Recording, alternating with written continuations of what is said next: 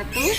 Perkenalkan, saya Suryana, CGP Angkatan 1, SMP Negeri 1 Kuala, Kabupaten Langkat, Sumatera Utara. Penugasan modul 3.1 menyusun hasil wawancara tentang kasus yang terjadi pada Ibu Tati. Bagaimana tanggapan rekan sejawat yang ada di SMP Negeri 1 Kuala ketika berada pada posisi rekan sejawatnya Bu Tati? Mari kita saksikan bersama-sama. Setelah membaca kasus Bu Tati, bagaimana pendapat Ibu tentang kasus tersebut? Menurut pendapat saya pribadi, tindakan yang dilakukan Bu Tati itu menurut saya itu kurang baik. Kenapa? Karena di masa saat ini siswa itu dituntut belajar tidak harus seperti itu. Kalaupun ada kesalahannya, tidak harus dihukum fisiknya dengan menghukum dijemur panasan sampai menangis. Bisa hukumannya itu berbentuk tugas yang ada batas waktu selesai mengerjakannya, tidak harus berbentuk fisik seperti Bu Tati yang melakukan. Kemudian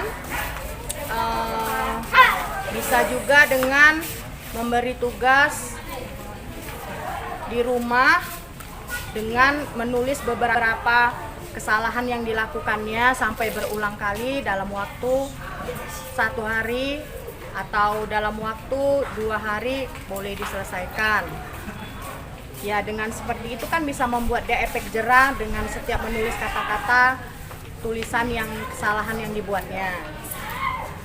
Apakah Ibu akan menginstruksi Bu Tati di dalam pembelajarannya? Iya, saya perlu tahu juga kenapa Bu Tati itu melakukan hal seperti itu. Sebesar apa kesalahan anak sampai harus menghukum fisik, dijemur di panas sampai menangis. Menurut Ibu, sudah sesuaikah dengan apa yang dicanangkan oleh Pak Menteri tentang Merdeka Belajar? Kalau menurut saya kasus ini tidak sesuai, karena saat ini anak itu dituntut belajar itu tidak harus tidak harus terpaksa melakukan pembelajaran itu. Dia harus dengan keadaan gembira, tidak harus dengan keadaan tertekan, dan melakukan tugas-tugas yang diberikan guru itu dia harus dengan senang hati mengerjakan tugas, menurut saya. Terima kasih Bu atas pembahasan yang sudah kita lakukan dalam kasus Bu Tati. Oke, sama-sama. Bagaimana menurut Ibu kasus yang dihadapi Bu Tati? Menurut saya, setelah saya membaca semua kasus yang dihadapi Bu Tati, sudah pasti saya akan mendatangi si anak. Saya akan bertanya, kenapa anak itu bisa dihukum oleh gurunya di saat pembelajaran sedang berlangsung? Setelah anak menjelaskan yang dihadapi si anak, tentunya saya akan izin menggedor pintu kelasnya Bu Tati dan mempertanyakan kepada Bu Tati, kenapa si anak sampai dihukum di luar dan sampai menangis. Setelah dijelaskan Bu Tati, tentunya saya baru bisa bertanya kembali kepada si siswa. Mungkin si anak tadi melewati batas kesabaran si guru, karena Bu Tati orangnya yang sangat disiplin. Dia tidak suka anak yang tidak disiplin saat belajar.